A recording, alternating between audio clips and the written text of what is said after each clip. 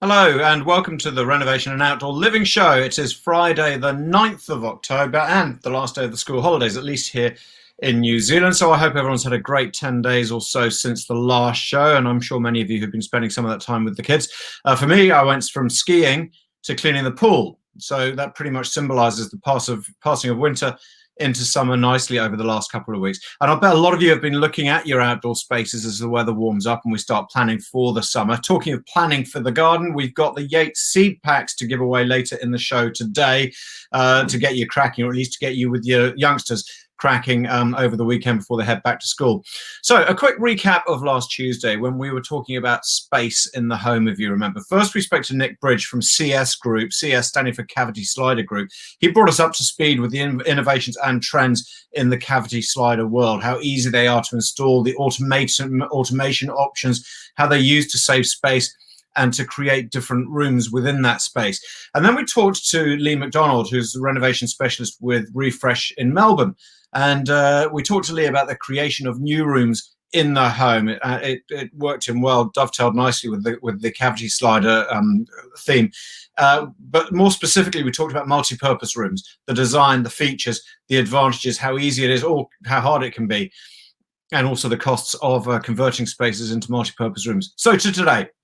Well, we're going to have one of our episodes where we spend the whole day with one guest because we want to cover off a huge topic, and it is the heart of any big renovation, and that is the kitchen. Okay, arguably the biggest project most of us will take on, and it can completely transform a property and a property's value, more's the point, when it's done properly. So to tell us how to do it properly, we're going to be joined by Laura Ellis. Now, Laura joins us from Refresh Renovations in Monaco, Eastern Bays and Franklin. Laura, good to see you this afternoon. Now, of course, Laura, you're with Kim Reike's group, aren't you? You're with Kim Reike's Refresh group, and we see Kim quite a lot on this show. So, and you've recently got involved with Refresh? Yeah, I actually started in March, which was 2 weeks before the lockdown, before the level 4. But I have got quite a lot of experience in kitchen design. My background is interior design degree from the UK. Yeah. And I've been in New Zealand for 10 years, and I've always been involved in design, and especially kitchens, probably my specialty area. Yeah, that's brilliant. And so it doesn't surprise me that Kim and the team have taken you on as a speciality designer. And that's, of course, why we're talking kitchens, because you've done some pretty high-profile kitchens as well. When I was looking through your bio. So where'd you start? Okay, someone comes in. I mean, well, I think we all know it starts with planning, but that's easy to say. How do we actually plan? Yeah, so the idea to start planning is probably to get a renovation consultant in, such as myself. What that does for you when you're planning is asking yourself those right questions. What are the points in the kitchen that don't work for you currently? Is there not enough cooking space? Is there not enough storage? How can it better utilize the flow through the kitchen for you? Is it cramped? Are you falling over the dishwasher every time you open it?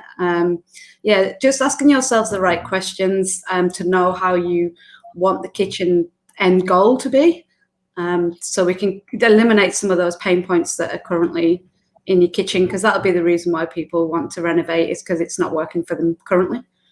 And the reality is that any kitchen from, let's say, 25 years ago onwards is going to be completely inadequate, isn't it, for the way we live today? Yeah, there's obviously advances in technology in terms of the appliances that are on the market now. Ducting wasn't really much of a major thing back in the day, but it's compliant now that we have to have certain ventilation and ducting for the cooking. So range hoods, however we vent those through the ceiling or through the floor, or Yeah, just having the correct appliances probably makes a huge difference to how you cook and use the kitchen as well. Yeah, of course. And you mentioned the first thing you mentioned when you said when you come in and you talk to a new client about kitchen design. You're talking the two things you said were space and storage, which of course nowadays are at a complete premium. Have you Mm. found when you're putting a design together and your clients go, "Wow, so we can fit all that in that space, and it will have a better flow than what we had there before"? I mean, do people get that wow moment? Yeah, I guess there's can be a lot of units and cabinetry there, especially in the corners where you can't really get to the back of them.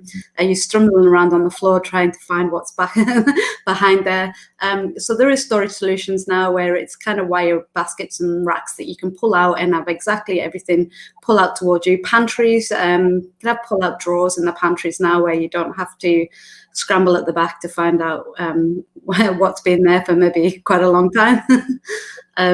Yeah, the storage solutions that are available now definitely are a lot more advanced than they were. Does that mean on the whole people don't, and this comes down to both storage and space, don't look for the pantry option now? I mean, are you able to design kitchens which give enough space for the sort of storage we need in the modern home, or are people still trying to find that space where they can get that walk-in cupboard sort of pantry? Yeah, depending on the size of the room and the size of the space, we can incorporate a butler's pantry or a scullery if it's needed. So then the main bulk of all the storage items are maybe not in the main kitchen area. The main kitchen may be used more for entertaining space. And for the cooking space, and then the storage is kind of all in the back there in a scullery and a butler's pantry, if it's viable to have one. If it's not, then yeah, pantries are still popular, still used in kind of everyday modern kitchens. Yeah. So once you've got that initial plan down, you then, I mean, because it's a bit of an investment, isn't it? The time to put a concept and design in there. I mean, why not just say, okay, we're going to put the sink there. We'll do some clever storage here. We'll put, the cooking area is going to be there. The dishwasher's over there. Right. Let's chuck it all in, and we'll worry about all the details later. Is that a really bad? Yeah, yeah. A design and a plan going forward is going to save you money in the long term. We need to know, especially with renovations, it's different in new builds. You can kind of put the kitchen where you kind of want in that space. With renovations, we've got to consider things like the plumbing. So generally, the sink will have to stay more or less where it is. We don't want to have to move the sink right to the other side of the room, because how do we get to the plumbing there? Especially if your gas connections, we want to try and keep it whereabouts the gas connection currently is. Your ducting as well, we need to duct that out somewhere. So we want to kind of stay within boundaries of plumbing and electrics and things like that. Once we start moving major services, it kind of becomes bits of a major, which might not be necessary. So if you plan ahead, then we'll know those things. How often do you find that people come along and they want a project where they do want the entire kitchen shifted from what may have been like the kitchen to what may have been, let's say, the dining room next door, and so they've gone for the open plan look, and actually they've worked out the kitchen should be much better off over there, and they do. I mean, how often do you find that people want to do that, but you say, yeah, but now you're going to have to reroute your gas and your water and your vent and all that sort of thing? I mean, is that very commonplace? It is something that we can do. So we can relocate a kitchen from one side of the house to the other if needed. It's just that consideration of the cost to move the services to be able to get, like I said, plumbing and electrics to the new position of the kitchen. We do find that we can work within the boundaries of the current house footprint. If we need to take a wall down, for example, we'll check if it's structural. That might just create a bit more space if we can take an internal wall down, or if we can put a ranch slider in so you get an indoor-outdoor feel. Always creates the space to make it look bigger. I'm amazed particularly looking at some of these projects which your team has done in your patch. I'm interested to see actually, how it doesn't take the kitchen. The modern kitchen of today doesn't take up a huge amount of space, does it? No, it depends on how much cooking do you use, how much entertaining do you do, how many children do you have, and do they get involved in the cooking as well? how many family members are in the space. But generally speaking, you don't need a huge kitchen.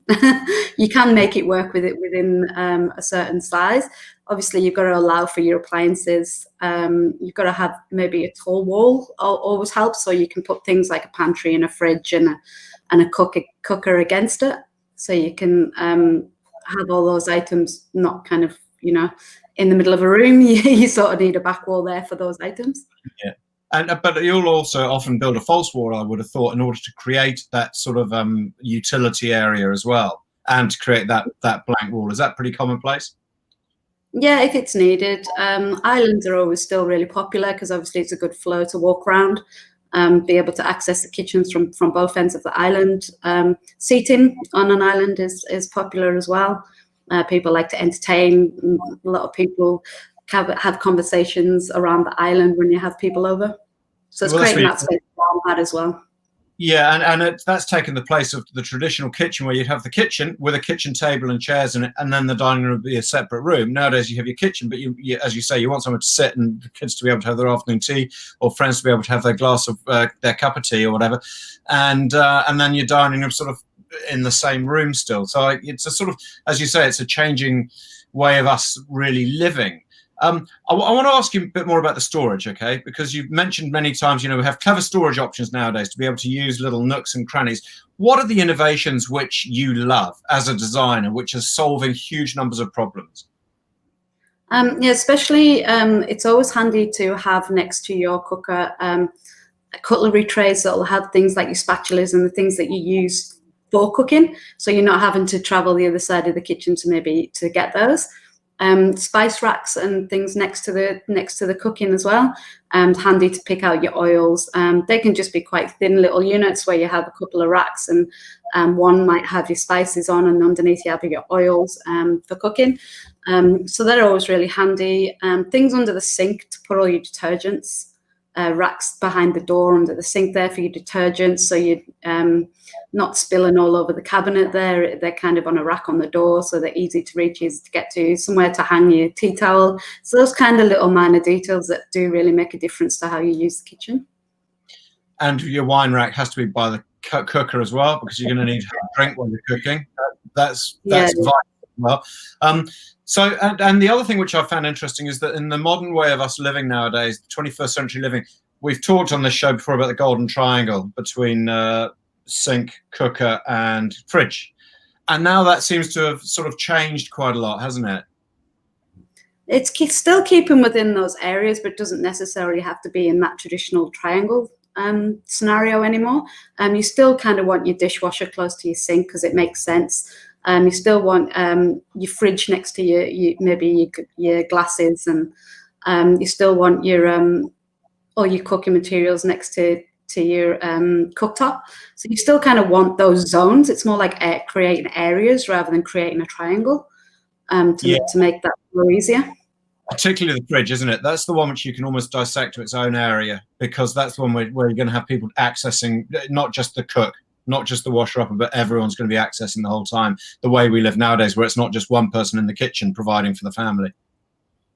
Yeah, because if you've got one person doing the dishes and another person cooking, they're not going to clash and bang into each other, and they've all got their own little areas. And then maybe somebody else in a preparation area cutting up vegetables. You can have multiple people using the kitchen at the same time, and it doesn't create a clash there between walking into each other or tripping over each other. Let's talk about budget. What sort of money, and I know it's quite a wide open thing depending, but if you're not having to move, let's say you're not having to move your essential services around, you're not having to build walls, what sort of a budget would you say you need to allow for a completely refreshed kitchen? It's quite an interesting question, because people just think it's mainly just cabinetry, but there's quite a lot of factors within the kitchen. So you've got to allow for the cabinetry, a budget there. You've got to allow for how you get new appliances.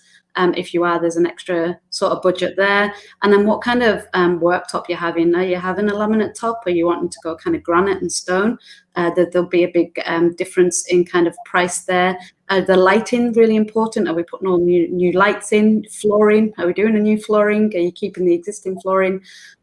So it is quite a hard question to answer in terms of what budget you need. But then again, do we go for something like a supplier from Mitre 10 kitchen, or do we go for something more custom cabinetry made as well? So it does depend on what product's getting put in the kitchen there.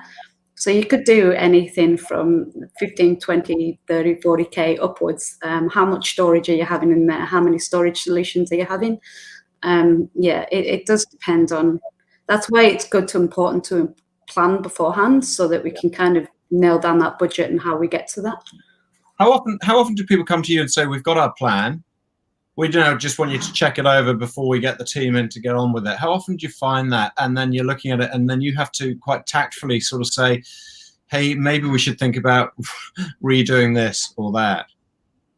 Yeah, because our franchise, we offer a full service we include the plumber, the electrician, the painter, the benchtop installer, what splashback you're having, tiles. So if you come with a plan beforehand, we might just need to relook at it to make sure it does work with all those different trades, so that we can give you a complete finished kitchen look rather than just a cabinetry plan, if that makes sense. Yeah, because the whole idea is that this is a peace of mind. Is that it's out of our hand, it's out of our mind. You draw up the plan and the design with you, and then you take it to the rest of your team and say, right, we're all go, and there's the budget, and we'll see you in 6 weeks. You're going to have a brand new kitchen exactly like this, which we put down in the concept. That would be the ideal. Yeah, that's a plan. How long does it take? How long does it take? Was that? Yeah. Yeah, it can be. Yeah, you do need maybe 4 or 5 days for installer. Then you need extra time for the flooring, the painters, the stoppers, the benchtop. If you're having stone, it takes time for them to template it, then manufacture it, and then install it. So that can take 10 to 12 days for that. So all up, I would be realistic in giving yourself 6 weeks for a full kitchen renovation. That's kind of realistic. Anything longer than that is because maybe there's something a little bit special going on in there, a certain type of floor or benchtop. What are the very time-consuming things to do? You talk about floor. I mean, I love this floor, by the way, in this slide here. It's absolutely sensational. Tell me, is that a tile or is that a polished concrete? That one there's polished concrete. Yeah, polished concrete. So that would be quite a time-consuming way, or is that quicker than tiles? I don't know. Yeah, with the flooring, it's not so much what the new product that goes in, it's the uplifting of the old. So if you've got lots of, some of the older houses will have lots of little old tiles, quite time-consuming to kind of the builders to kind of knock them up and take them out, and and then to obviously relay the new floor. But it's also things like stopping and painting on the walls there, for if there's any holes in the walls and everything's moved, we have to give time for the paint to dry, and so that's kind of just the finishing touches. Yeah, so the TV shows which show them doing it in a week are either not doing a great job, or they're just almost all. I guess the reality there, though, is that they're normally talking about brand new homes where you don't have to think about pulling stuff out before you start putting stuff in. Yeah, definitely. I think those shows all maybe have a team with them already, already in a van somewhere waiting to jump out and get started. They magic up granite, perfectly measured granite bench tops. It would have already been planned well ahead of time. Yeah. I want to talk about the worktops, because you mentioned laminate versus granite, I suppose, and funny enough, I've noticed now the steel worktops seem to be coming back into fashion as well in a big way. What are the easiest and the most effective and the most popular, the most trendy worktops? It really does come down to personal choice with the worktops. Laminate is obviously the most cost-effective material to use. It's just the joins there. You have to have a join in a laminate if you've got a corner, and then it depends on the edges. You can pick a variation of colours within the laminates. With the stones, it depends on the colour, but you have to just be careful that they're not going to stain. They are cold to touch.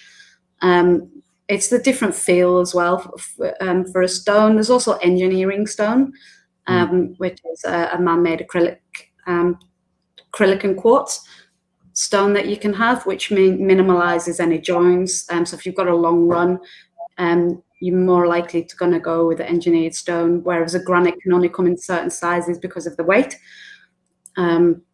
So it's either natural stone or engineered stone. Stainless steel, very tactile, very hard wearing. But again, there's pros and cons to everything. Is it the sun's gonna shine in your window and you're gonna get that glare off the worktop there for the stainless steel? So there's just a few considerations in terms of the material that you pick, but it really does come down to personal choice. So that's that shows the level of detail you actually have to go to before you actually start outlaying any money on the actual project, on the build anyway.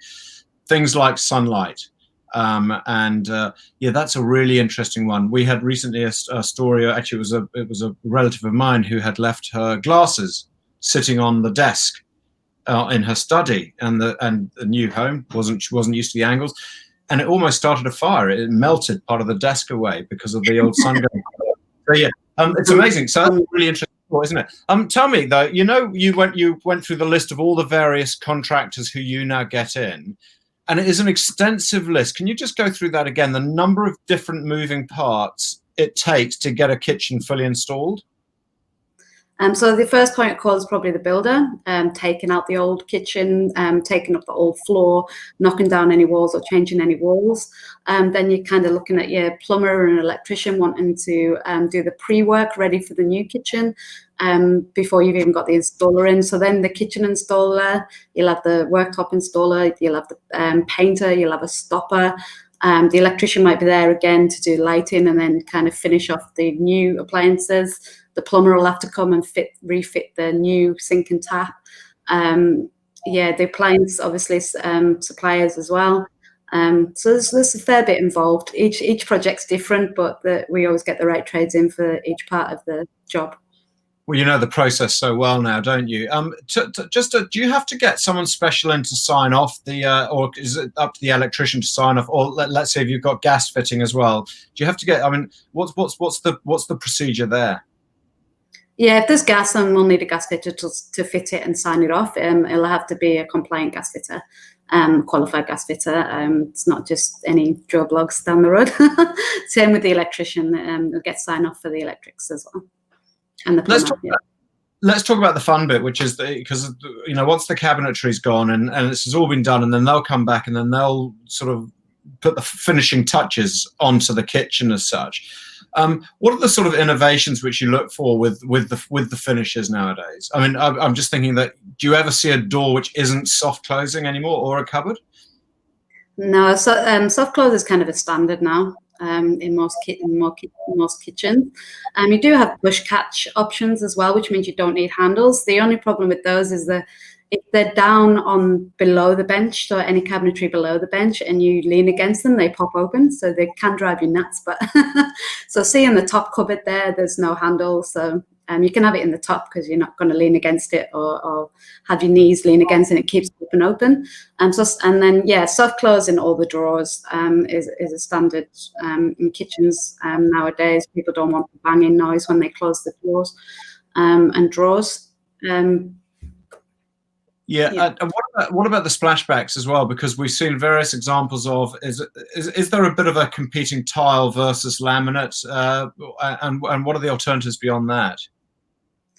So we do have tiles is always still quite popular for a splashback because of the variation of sizes and colours that you can get within tiles.